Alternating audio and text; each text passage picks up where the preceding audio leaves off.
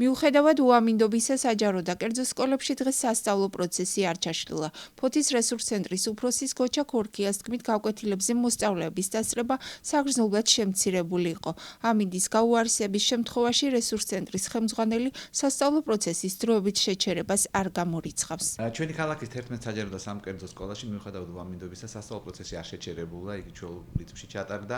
რამდენიმე სკოლაში სკოლის დირექტორის შიდა ბრძანებით 5 წუთით შემცირდა გაკვეთილებისა და დიდი დასვენების ხანგრძლივობა.